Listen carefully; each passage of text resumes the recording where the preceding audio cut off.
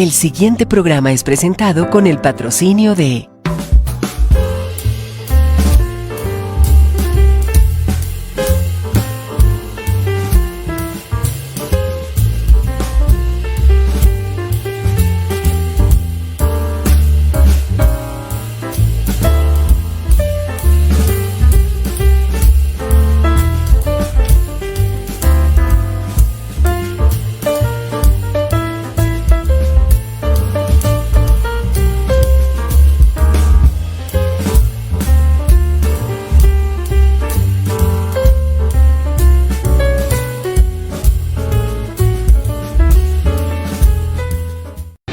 Conoceréis la verdad,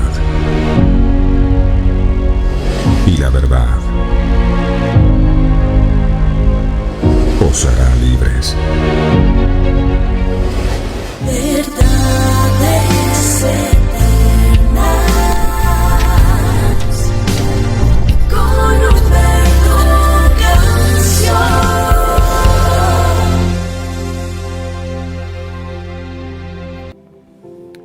Padre amado, muy buenos días.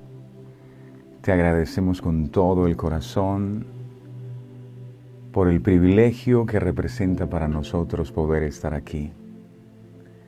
Tu palabra dice que tú andas buscando adoradores que te adoren en espíritu y que te adoren en verdad. Y un adorador siempre es aquel que está agradecido contigo. Ayúdanos, amado, a poder seguir encontrando, aún en medio de las adversidades que tenemos que enfrentar cada día, podamos seguir encontrando razones para darte gracias a ti.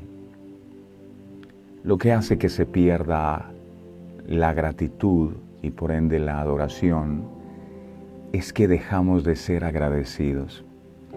Y muchas veces dejamos de ser agradecidos porque se nos olvida lo que tú has hecho por nosotros.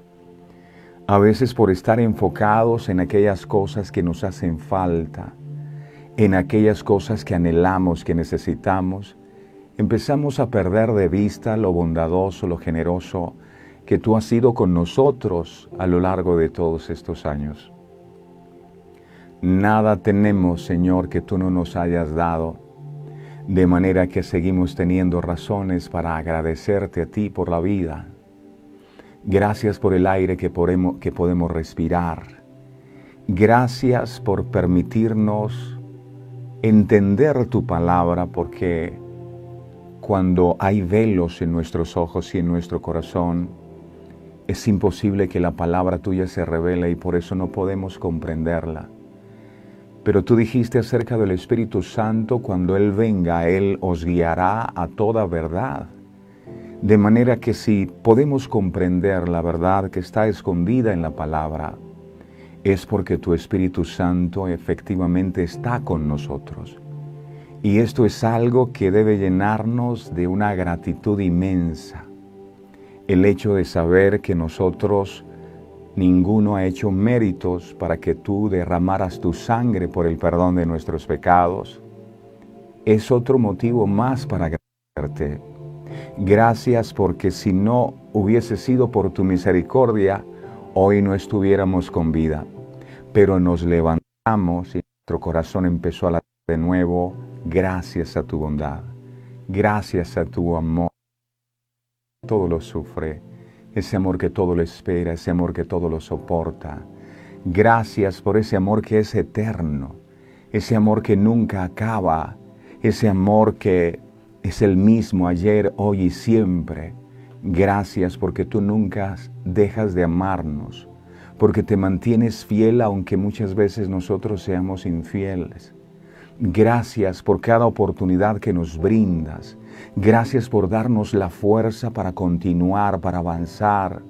Gracias por cada palabra que nos traes cada mañana, que nos inspira la fe. Gracias por estar aquí, Señor, porque este lugar sin tu presencia no significa nada. Que tu Espíritu Santo hoy se siga derramando en nuestros corazones y que cada día, mi amado, nos podamos apasionar más y más por ti. En este ministerio hay una visión. La visión es buscar primeramente el reino de Dios y su justicia. Esa es la visión de Verdades Eternas. Busquen primeramente el reino de Dios y su justicia.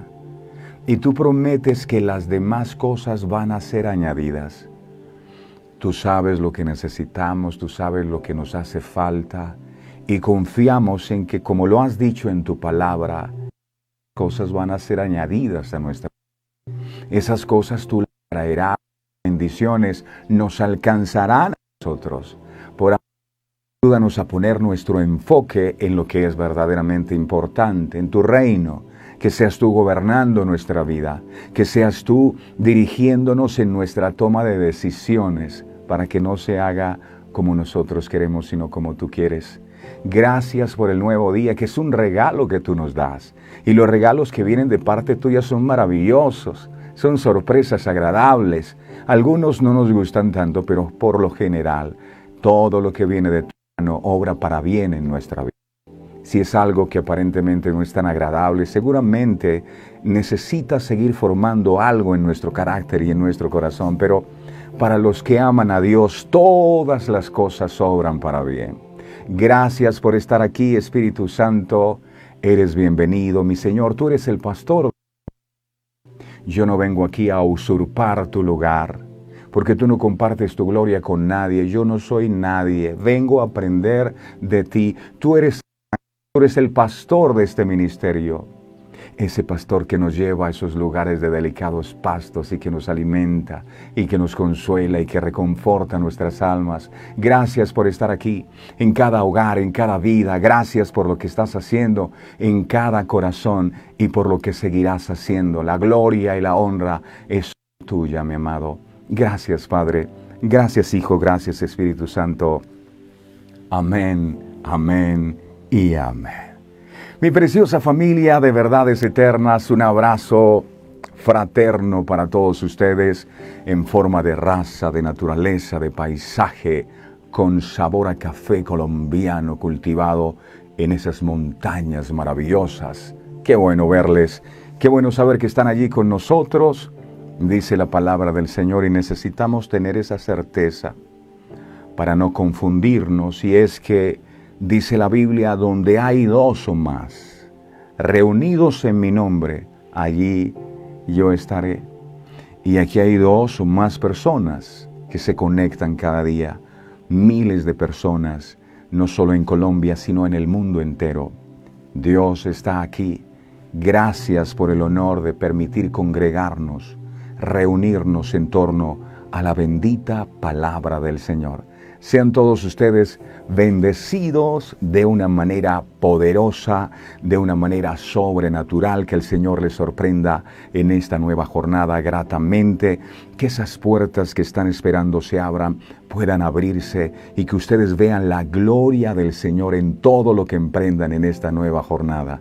Les amamos y nos alegra mucho volver a verles, volver a encontrarnos y saber que ustedes están allí con esa pasión de siempre por las cosas del Señor. El Señor honre la fidelidad que han tenido y que esa respuesta que han estado esperando venga. Él sabe lo que nosotros necesitamos y nuestro Dios es bueno, inmensamente bueno. Quiero saludar a toda esta preciosa familia que ya está con nosotros, pero sin antes invitarlos a que nos ayuden a compartir este mensaje. No podemos parar, mis hermanos, porque hay gente allí que necesita conocer del Señor Jesucristo. Y Dios nos quiere usar a nosotros. Recordemos lo que pasó con la multiplicación de los panes y los peces. Pocos panes y pocos peces sirvieron para alimentar a una gran multitud. Nunca es poco lo que tienes para hacer, así que deja que Dios use eso poco que tienes para alimentar a alguien. Déjate usar por el Señor para que este pan nuestro de cada día también sea compartido con el hambriento.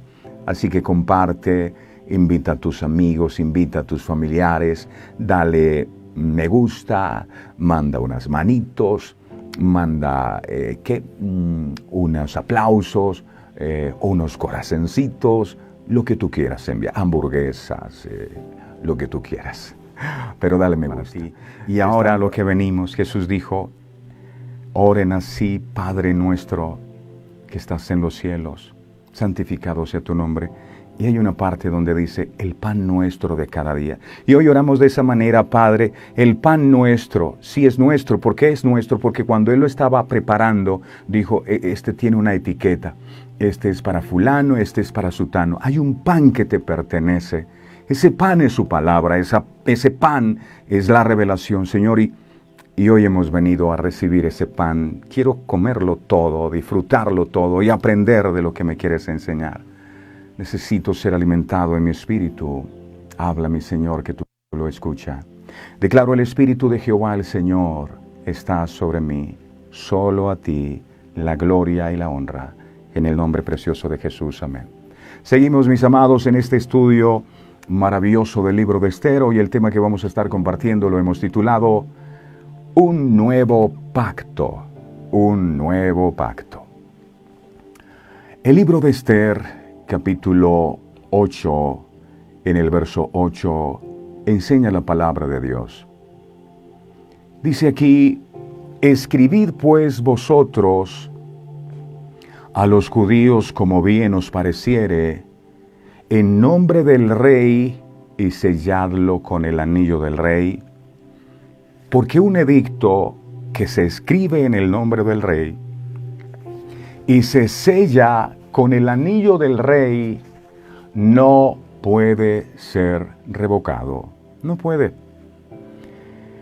Esther rogó con lágrimas ante el rey Asuero que el edicto, decreto o ley, que significan lo mismo, que Amán había promulgado, en el que se ordenaba el exterminio de los judíos, fuera revocado. Ella está ahí llorando.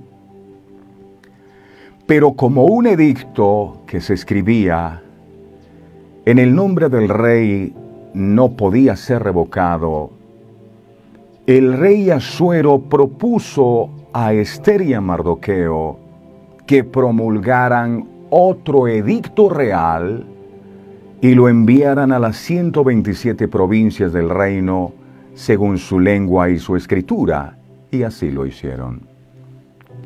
Mardoqueo ordenó a los escribanos reales todo lo que la nueva ley ordenaba. Si se pudo dar cuenta, aquí tenemos algo especial. Tenemos dos leyes. Una firmada por Amán con el anillo del rey, que ordenaba esa ley, ordenaba la muerte de todo el pueblo judío, una ley. Otra ley, otro decreto, ordenaba la salvación de los judíos. Redactada esta nueva ley por Mardoqueo y firmada también con el anillo del rey. Tanto el decreto que hizo Amán como el decreto que hizo Mardoqueo, ambos fueron firmados por el rey. Dos leyes. Una para matar a los judíos y otra para salvar a los judíos, firmadas por el rey. Y aquí hay algo muy interesante que el Señor ministraba a mi vida. A propósito de este episodio, existe una ley que Dios firmó con su propio dedo en el monte Sinaí. Miremos esto. Éxodo capítulo 31, verso 18. Éxodo 31, 18. Dice, traducción lenguaje actual, dice, en la montaña del Sinaí, Dios le entregó a Moisés las leyes que el pueblo debía obedecer. Dios mismo escribió esas leyes en 2 tablas de piedra. Ahí hay una ley. La ley de Moisés fue dada específicamente a la nación de Israel. Romanos capítulo 9, verso 4, dice, Romanos 9, 4, traducción lenguaje actual, dice, ellos son el pueblo que Dios ha elegido, a ellos Dios les dio el derecho de ser sus hijos, Dios ha estado con ellos y les ha mostrado su gran poder. Hizo pactos con ellos y les dio su ley, aquí está, les dio su ley, les enseñó a adorarlo de verdad y también les hizo promesas. Se compone esta ley, esta primera ley, de 3 partes.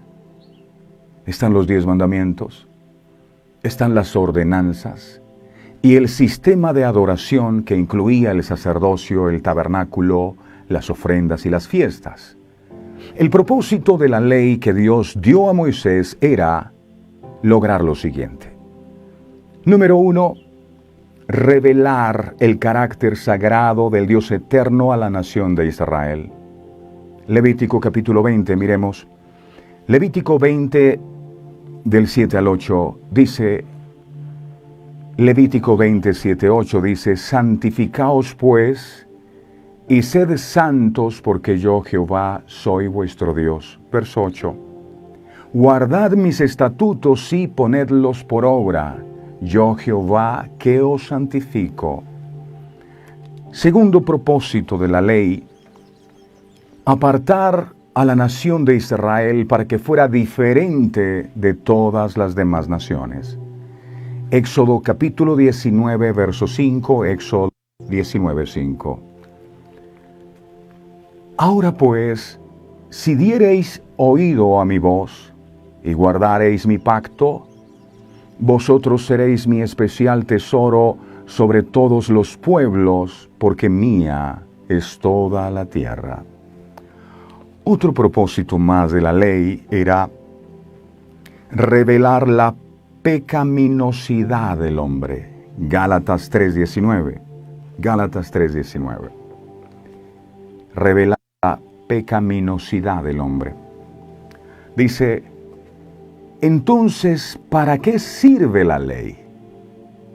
Fue añadida a causa de las transgresiones hasta que viniese la simiente a quien fue hecha la promesa, refiriéndose a Jesús. Y fue ordenada por medio de ángeles en mano de un mediador. Algo importante para destacar, amada iglesia, es que aunque la ley era buena y santa, y así lo confirma la palabra, la ley buena y santa, Romanos 7:12 lo dice. Miremos esto, Romanos 7:12 dice, de manera que la ley a la verdad es santa y el mandamiento santo, justo y bueno. Aunque esa ley era santa, justa y buena, esa primera ley no proporcionaba la salvación para la nación de Israel. Como en el caso de Amán, esa ley lo que proporcionaba era la muerte. Romanos capítulo 3, verso 20, traducción lenguaje actual, dice Romanos 3:20. El cumplimiento de la ley no nos hace inocentes ante Dios. O sea, esa ley nos servía para salvar. No nos hace inocentes ante Dios. La ley, dice aquí, solo sirve para que reconozcamos que somos pecadores. Para eso sirve la ley. No nos salva, sino para que reconozcamos nuestra condición de pecadores. La ley, aunque no puede salvarnos, nos conduce hacia el Salvador. El problema con esto es que los publicanos y fariseos de la época, ellos llegaron a pensar que si cumplían la ley, no necesitaban de un Salvador. Grave error. Y pensar de esa manera los conducía finalmente a la muerte, a la separación eterna, como lo especificaba el decreto que había hecho firmar con el anillo del rey Amán, una ley que hablaba de la muerte de todos los judíos. Esta ley nos conduce a un Salvador, aunque no puede salvarnos. Imagina por un momento cómo sería querer usar una herramienta para algo que no fue diseñado. Entonces, martilla, por ejemplo, con una pinza. Amasar con una cuchara. Coser un pantalón con un anzuelo de pescar. Resolver o revolver la comida con un taladro.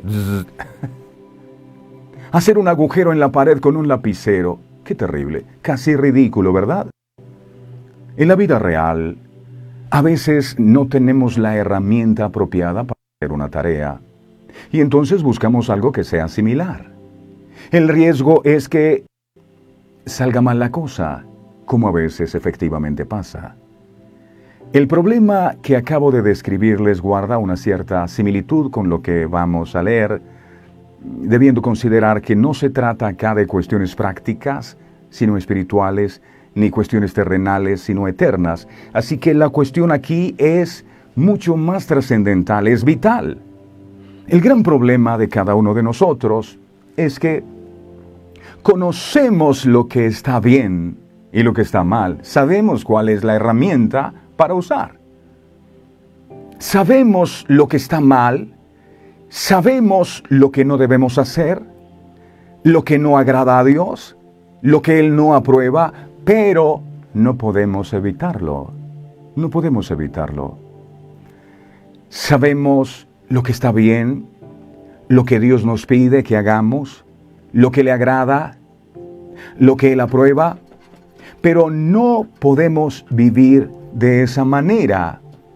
El mal que no quisiéramos hacer, lo terminamos haciendo, y el bien que sí quisiéramos hacer, no nos sale. Pablo decía, el querer hacer el bien está en mí. Él tenía el deseo de agradar a Dios con sus actos, pero terminaba haciendo otra cosa.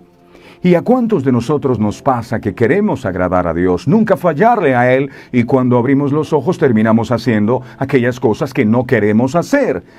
Porque esa es la naturaleza rebelde del ser humano, que no puede cumplir con la ley, ni vivir conforme a esos preceptos. Entonces, es una ley que nos conduce a la muerte si no podemos cumplirla. Y entonces, la pregunta es, ¿para qué sirve la ley de Dios si no podemos obedecerla? Si la ley no nos salva, sino que somos salvos al poner nuestra fe y nuestra confianza en Jesucristo, ¿de qué sirve la ley? Evidentemente, la ley viene de Dios. Él fue el que la firmó con su propio puño y letra en tablas de piedra y se las entregó a Moisés. Y Él nos la ha dado, por lo que Él tuvo un propósito al hacerlo. No es casualidad que Él nos haya entregado esa ley. Eso es lo que vamos a aprender en este pasaje. Gálatas, miremos capítulo 3, verso 19 al 24. Gálatas 3, 19 al 24, dice, entonces, ¿para qué me sirve la ley? Fue añadida a causa de las transgresiones hasta que viniese la simiente a quien fue hecha la promesa, hasta que viniese Jesús. Hasta ahí acaba. Y fue ordenada por medio de los ángeles en mano de un mediador, verso 20, y el mediador no lo es de uno solo, pero Dios es uno, verso 21. Luego, la ley es contraria a las promesas de Dios en ninguna manera, porque si la ley dada pudiera vivificar, la justicia fuera verdaderamente por la ley. Verso 22. Mas la Escritura lo encerró todo bajo pecado, para que la promesa que es por la fe en Jesucristo fuese dada a los creyentes. Verso 23. Pero antes que viniese la fe, estábamos confinados bajo la ley. Estábamos confinados bajo la ley, encerrados para aquella fe que iba a ser revelada. Verso 24. De manera que la ley ha sido nuestro ayo, nuestro cuidador, para llevarnos a Cristo, a fin de que fuésemos justificados por la fe, no por esa ley, no por esa ley. La ley lo que hace es es un ayo, ¿verdad? Es ayudarnos a ver nuestro pecado. Necesitamos la ley porque necesitamos conocer lo que Dios aprueba y lo que Dios espera que nosotros reflejemos como criaturas hechas a su imagen y semejanza. ¿Cómo sabemos que mentir, robar, adulterar, envidiar son actitudes malas, son pecados, si no es porque Dios nos los revela en las Escrituras? Cuando nosotros venimos a la palabra y evaluamos nuestra vida, nuestros corazones y nuestro caminar a la luz de lo que ella dice, de lo que dice la misma palabra, nos muestra nuestra condición de pecadores. La ley nos fue dada para que nosotros sepamos qué es el pecado y cómo éste nos separa de Dios. Ahora bien, ¿qué tragedia sería saber nuestra condición de pecadores sin saber que Dios había prometido una solución definitiva para ese pecado? La Biblia nos deja saber que somos pecadores y cuando entendemos esa situación, podemos apreciar entonces en plenitud que Dios haya enviado a su Hijo como nuestro Salvador. El Evangelio comienza siempre con nuestro pecado. En primer lugar, debo mirarme a mí mismo. Debo reconocerme pecador y sólo así podré mirar a Cristo y verlo como mi Salvador. Aquella persona que cree que si obedece la ley se puede salvar, entonces no necesita a Cristo. Yo me puedo salvar a mí mismo porque yo cumplí la ley. Pensar de esa manera te conduce a la muerte, como la ley que había firmado Amán conducía a todos los judíos a la muerte. Necesitamos ver que Dios es quien nos dio la ley y es Él mismo el que nos llama a vivir por fe. Aunque conocer la ley no nos salva, porque ninguno es capaz de cumplirla en su totalidad. Rechazar la ley de Dios sería suponer que Dios no distingue entre lo bueno y lo que es malo. Debemos recordar que Dios es quien hizo la promesa a Abraham de bendecir con su misericordia a todas las naciones, y Dios es también el que entregó a Moisés las tablas de la ley, sus mandamientos. Ambos hechos forman parte del plan redentor de Dios que se cumpliría y encontraría su plenitud en la persona de Cristo, quien con su sangre selló el nuevo pacto de las buenas nuevas. No son dos intentos opuestos, dos formas distintas de tratar de solucionar un problema. Cada acción que Dios llevó a cabo en la historia de los hombres tiene el mismo objetivo: traer gloria a su nombre, redimiendo para sí un pueblo mediante la sangre del Cordero. La ley nos ayuda a ver nuestra necesidad de poner la fe en Jesús, el Salvador del mundo. Gálatas capítulo 3, verso 21, ahora vamos hasta el verso 26. Dice aquí, Gálatas 3, 21 al 26. Mire esto. Luego, ¿la ley es contraria a las promesas de Dios? En ninguna manera. Porque si la ley dada pudiera vivificar, la justicia fuera verdaderamente por la ley. Verso 22. Mas la Escritura lo encerró todo bajo pecado para que la promesa, que es por la fe en Jesucristo, fuera dada a los creyentes. Verso 23. Pero antes que viniese la fe, estábamos confinados bajo la ley, encerrados para aquella fe que iba a ser revelada. Verso 24. De manera que la ley ha sido nuestro ayo para llevarnos a Cristo, a fin de que fuésemos justificados por la fe. Verso 25. Pero venida la fe, ya no estamos bajo ayo o bajo la ley. Verso 26. Pues todos sois hijos de Dios. ¿Por qué? ¿Por cumplir la ley? No, por la fe en Cristo Jesús. Necesitamos entender entonces que nuestra incapacidad de seguir la ley nos debe llevar a aferrarnos a la promesa. Porque, repito, si insistimos en creer que vamos a obtener la salvación por cumplir la ley, eso nos va a conducir a la muerte. Esa primera ley nos va a conducir a la muerte. Porque no es por esa ley, es por la fe en Jesucristo. De alguna manera, no es que conocemos nuestro pecado y nuestra incapacidad de vivir una vida que honre a Dios y refleje su imagen en nosotros, que podemos apreciar nuestra necesidad de un Salvador. La imagen de Dios en nosotros está dañada desde el primer Adán y es Cristo, el postrer Adán, el único que puede recrearnos, darnos una nueva vida, hacernos nuevas criaturas. La ley no es contraria a la promesa de la salvación por fe, porque nos empuja a aferrarnos a Cristo, la ley, cuando reconocemos la imposibilidad de salvarnos a nosotros mismos. Que reconozcamos nuestra insuficiencia, nuestra incapacidad es absolutamente necesario para que miremos a Cristo como el único capaz de darnos vida y el único suficiente para salvarnos. Hechos capítulo 13, versos 38 al 39, dice la palabra. Hechos 13, 38 al 39. Dice aquí: sabed pues esto, varones hermanos, que por medio de Él, por medio de Cristo, se os anuncia perdón de pecados. Verso 39.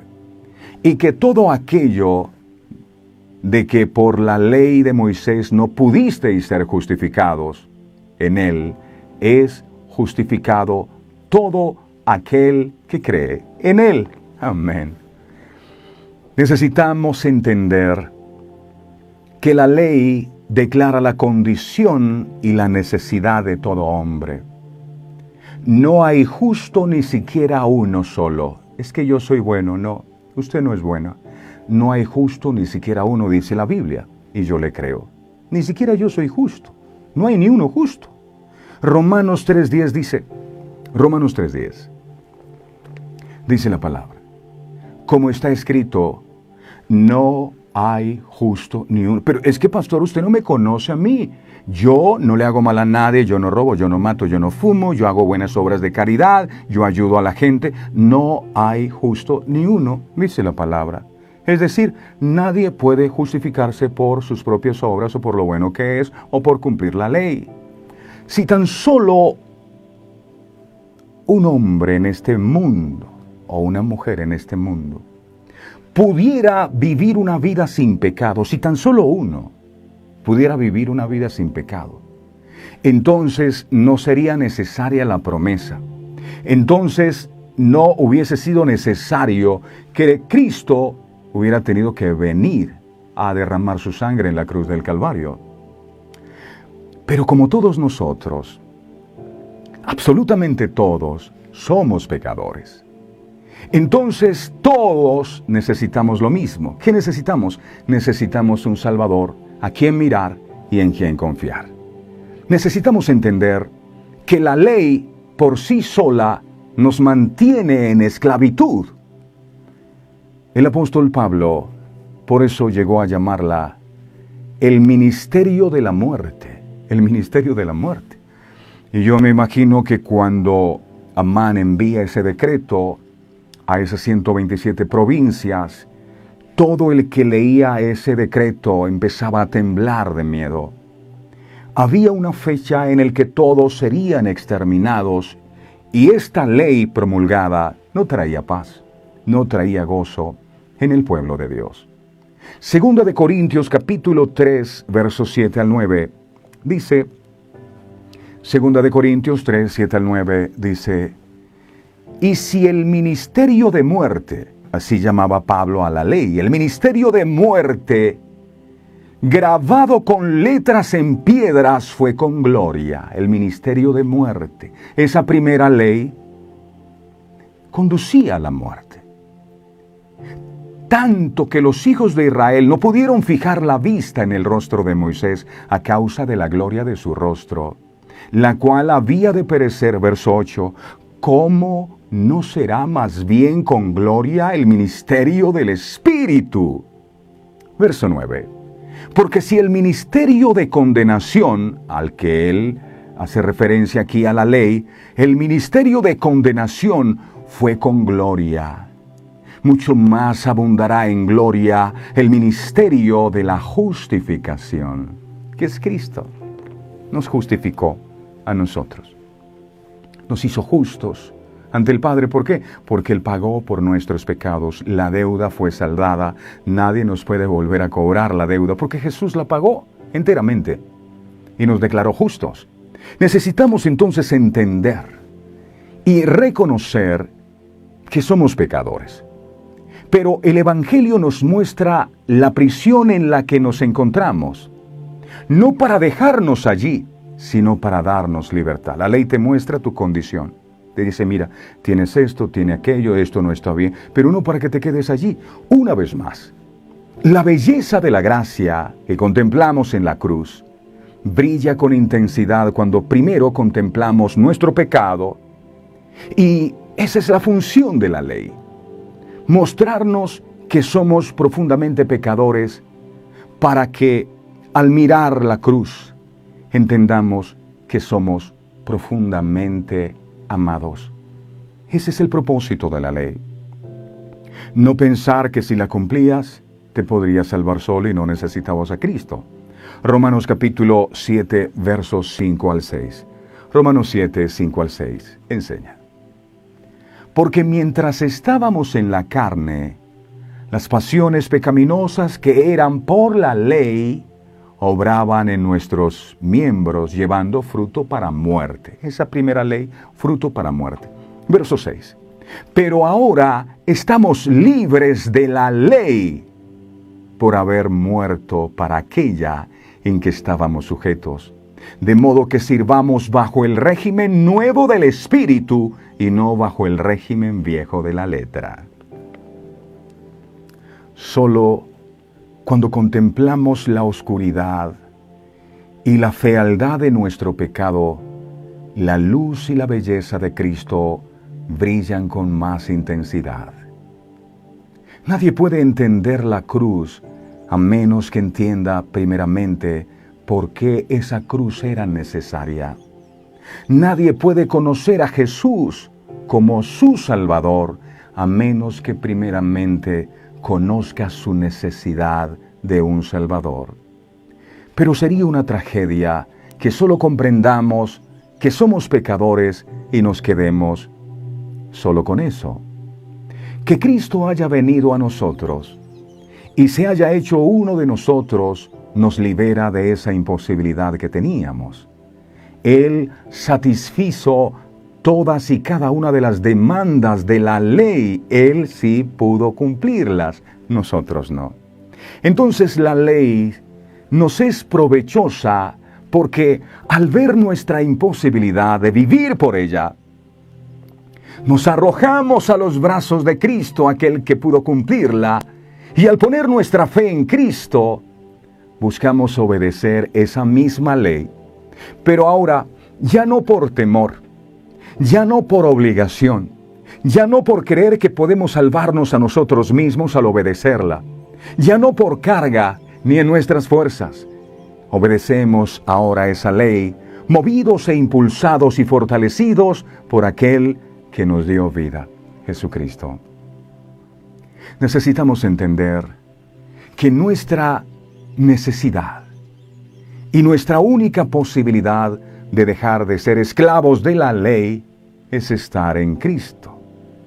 Hay personas que sienten que Dios no les puede perdonar sus faltas porque son faltas demasiado graves y viven condenados y frustrados todo el tiempo porque sienten que no han hecho lo suficiente para agradar a Dios, ni en el servicio, ni en las cosas que Dios les ha pedido. Pero es necesario entender que para eso está Cristo. La única manera en que el hombre puede dejar de ser esclavo de la ley no es rechazando a Dios, ignorando su santidad o pretendiendo que Él no existe o sencillamente no le importa lo que nosotros hagamos. Él es nuestro Creador. Él nos hizo con amor para que le conozcamos y disfrutemos de Él. La única forma en la que podemos ser liberados de las cadenas de la religión, de la ignorancia y del sinsentido es estando en Cristo, siendo revestidos de Él. En la cruz, Jesús se identifica con nosotros los hombres, de tal manera que nuestro pecado está sobre Él, y de esa forma Él permite que nosotros nos identifiquemos con Él de tal manera que su justicia es nuestra justicia también. Somos revestidos de Cristo, de su santidad, de su obediencia, de su justicia. Capítulo 3, verso 28, enseña. Manual de la Gálatas 3, 28, enseña. Ya no hay judío ni griego, no hay esclavo ni libre, no hay varón ni mujer, porque todos vosotros sois uno en Cristo Jesús. Amén. Finalmente, la ley nos ayuda a entender nuestra identidad en Cristo. Lo que éramos, lo que ahora somos en Jesús, porque ya no vivimos bajo la ley, sino bajo Cristo. Porque ya no dependemos de la ley, ni de vuestros vanos esfuerzos por cumplirla, sino que nuestra confianza está puesta plena y totalmente en Jesucristo. Él hizo lo que usted y yo nunca pudimos hacer. Así como todos nosotros somos pecadores por naturaleza, somos ahora uno en Él, porque Él nos redimió, nos compró en el mercado de esclavo. Él, mediante el derramamiento de su sangre, pagó el precio. Somos linaje de Abraham, porque caminamos por fe, creyendo en la obra de Jesús. Y somos herederos porque hemos creído y hemos abrazado la promesa de Dios que alcanzamos por medio de Cristo. Porque la ley nos muestra nuestro pecado y nuestra necesidad. Nos empuja entonces a Cristo. Porque la ley nos muestra nuestra incapacidad de obedecer a Dios y justificarnos a nosotros mismos. Nos empuja hacia Cristo. Porque la ley nos convence de la insensatez de confiar en nosotros mismos, nos empuja hacia Cristo. Y al conducirnos a Cristo, nos hace libres, nos hace herederos de la preciosa promesa que Dios hizo a Abraham y cumplió en Cristo. En su simiente serán benditas todas las naciones de la tierra. En Cristo está nuestra justicia. En Cristo, solo en Él, está nuestra esperanza. En Cristo, solo en Cristo, está nuestra salvación. En Cristo y solo en Él descansamos. ¿Pero qué pasó? El enemigo aprovechó la ley escrita o firmada por el dedo de Dios en tablas de piedra y que fue entregada a Moisés en el monte Sinaí para levantar una sentencia de muerte sobre el pueblo de Dios. Porque como ningún ser humano pudo obedecerla, la humanidad entera estaba condenada a la muerte espiritual o a la separación eterna por causa de esa ley que Dios hizo.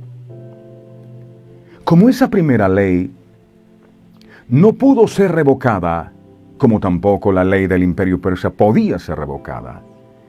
Como esa ley que Dios dio en las tablas de la ley no podía ser revocada.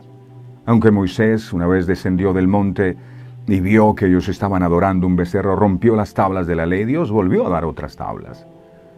Esa ley no podía ser revocada. Dios no puede decir algo y luego, por eso está escrito en la Biblia, cielo y tierra pasa, mas mi palabra no pasa. Yo no puedo cambiar esto, ya está.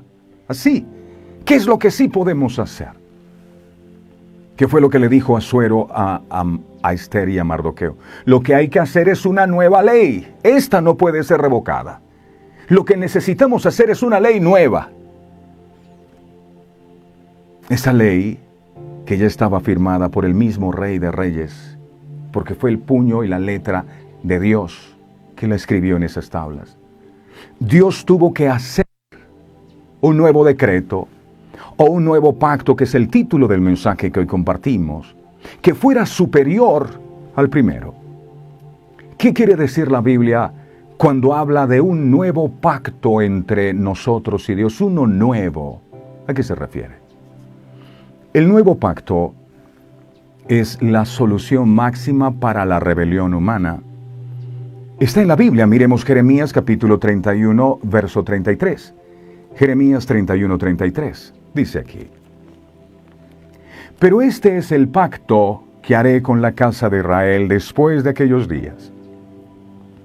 Dice Jehová, este es el pacto. Daré mi ley en su mente y la escribiré ya no en piedras, sino en su corazón. Y yo seré a ellos por Dios, y ellos me serán por pueblo. Esta nueva ley ya no estará escrita en piedras, sino en nuestra mente y en nuestro corazón, para que vivamos por ella, para que siempre la tengamos presente, para que jamás la perdamos de vista. Yo no sé si usted lo ha experimentado, pero de un tiempo para acá hemos sentido que la palabra de Dios la recordamos siempre, como que la tenemos en cuenta, como que nos recordamos de los versículos bíblicos, algo que no pasaba antes. ¿Por qué? Porque Dios ha cumplido su promesa. Porque Él está escribiendo estas palabras ya no en tablas de piedra, sino en tu mente y en tu corazón están esculpidas. Y por eso te levantas cada día si quieres que Él siga escribiendo más en tu mente y en tu corazón.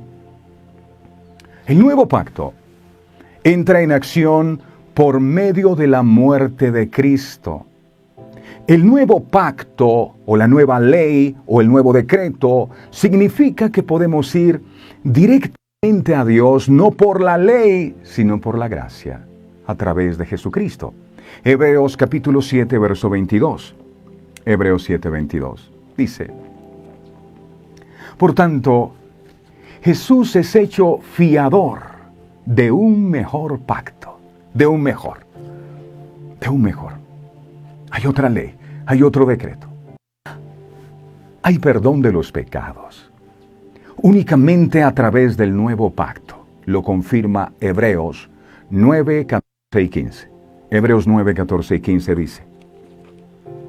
Hebreos 9, 14 y 15. Cuanto más la sangre de Cristo, el cual mediante el Espíritu Eterno se ofreció a sí mismo sin mancha a Dios, limpiará vuestras conciencias de obras muertas para que sirváis al Dios vivo. Así que por eso es mediador de un nuevo pacto, una nueva ley, para que interviniendo muerte para la remisión de las transgresiones que había bajo el primer pacto de esa primera ley, los llamados reciban la promesa de la herencia eterna, un nuevo pacto. Un nuevo pacto. Damos gracias al Señor que nos regaló a su Hijo Jesucristo, porque según la ley, ninguno de nosotros nos hubiésemos podido salvar. La ley nos muestra la condición de pecadores, pero por la fe nosotros obtenemos la justificación por nuestras faltas. Termino con esto. Por la sangre de Jesús, un nuevo pacto fue firmado para que nuestro pecado pudiera ser perdonado. Amado, gracias en el poderoso nombre de Jesús por tu santa y bendita palabra revelada. Esa primera ley que se firmó con el anillo del rey, para todos los judíos de la época, tenía un significado y era muerte, y por eso vivían de luto, con lamento, angustiados y afligidos, porque no había esperanza para ellos. Lo que les esperaba era la muerte y nada más que la muerte. Pero tú tienes que hacer, después de ser eliminado Amán y después de haber sido derrotado Satanás en la cruz del Calvario, hay una nueva ley, hay un nuevo pacto. Ahora nosotros podemos ser salvados por la obra que tú, mi Jesús, hiciste en la cruz del Calvario. Te pido, Dios amado, que nos ayudes a entender esta verdad espiritual. Ayúdanos a comprender que la ley está escrita para que nosotros podamos darnos cuenta de nuestra condición de pecadores, pero no para quedarnos toda la vida en condenación, sino para que esto nos impulse a entender que necesitamos un Salvador. El enemigo ha engañado a muchos, como lo hizo con los publicanos y fariseos en su época, haciéndoles creer que si ellos cumplían al pie de la letra la ley, entonces podrían ser salvos. No necesitarían de un Salvador, y la estrategia de Satanás en nuestro tiempo sigue siendo la misma. Le sigue diciendo a la gente, pero mira, tú haces cosas muy buenas, tú oras, tú ayunas, tú diezmas, ya tú no le haces mal a nadie. Tú tienes que salvarte porque tú eres una buena persona. Dios tiene que bendecirte porque no hay alguien tan bueno como tú. Yo no entiendo por qué te pasan cosas malas si tú eres tan bueno. Pero lo que dice tu palabra, amado Dios, es que no hay justo ni uno, y eso también me incluye a mí. No soy justo por mi propia justicia, ni por mis propias obras, sino por la obra que tú realizaste, mi Jesús, en la cruz del Calvario. Pido con todo mi corazón que tu Espíritu Santo traiga esa convicción a nuestra vida. Porque tú dijiste, amado Jesús, que cuando el Espíritu Santo viniera, Él nos convencería de pecado, de justicia y de juicio. Esta es una convicción que solo puede traer tu Espíritu Santo a nuestros corazones, y hoy necesitamos más que nunca ser convencidos por el Espíritu Santo tuyo de que Satanás ha sido vencido y que tú, al derramar tu sangre, amado Jesús, nos has justificado a nosotros. Y en esa promesa necesitamos descansar. Tal vez el enemigo te dice, no te vas a salvar. Has sido un impío pecador durante todos estos años. ¿Cuántas veces has fallado a Dios? Creo que la salvación no es para ti. No escuches las mentiras que el diablo te ha hablado, porque nadie se salvará por las obras, sino por la fe en Jesucristo. Que hoy todos podamos poner nuestra fe y nuestra confianza en ti, amado Jesús, y saber que tú pagaste el precio en la cruz del Calvario y que no se requiere pagar otro precio adicional. Así que a partir de este día rechazo toda mentira que el Satanás ha estado vendiéndome, diciéndome que yo debo pagar una deuda. No, ya la deuda fue salvada, mi Jesús. Cada gota de tu sangre pagó por mis pecados, y hoy soy redimido, hoy soy justificado, y soy santificado por tu sangre bendita. Gracias, Dios amado, porque este nuevo pacto es superior al primero. Gracias por la misericordia que has tenido con todos nosotros, amado. Gracias por rescatarnos, gracias por salvarnos, gracias por amarnos. Esto nos quita un peso de encima, y hoy salimos de la esclavitud de la ley y confiamos en que tú has hecho la obra en nosotros. Gracias por tu perdón. Te amamos y te bendecimos, mi Señor, en el nombre del Padre, del Hijo y del Espíritu Santo. Amén, amén y amén. Qué bueno es Dios. ¿Cómo no apasionarse por Dios? ¿Cómo no enamorarse de ese amor tan grande que Él tiene por nosotros? Gracias, Padre. Por Él. No olviden, mis amados, suscribirse a nuestro canal de YouTube. Allí ustedes encuentran completamente gratis los contenidos que a diario publicamos. Hoy está la página de Facebook. Ayúdenos a compartir esta página y cuéntele a sus amigos y familiares que aquí nos reunimos cada día en torno a la palabra de Dios para ser edificados por el Espíritu Santo. Si tienes un medio de comunicación y quisieras llevarle a tus oyentes estos mensajes, te puedes comunicar con nosotros a través del número que aparece en pantalla, 317-427-0754. A todos ustedes les deseamos el mejor y más bendecido de todos los días. No olviden, por la sangre de Jesús, Un nuevo pacto fue firmado para que nuestro pecado pudiera ser perdonado. ¡Feliz día para todos! Este programa fue presentado con el patrocinio de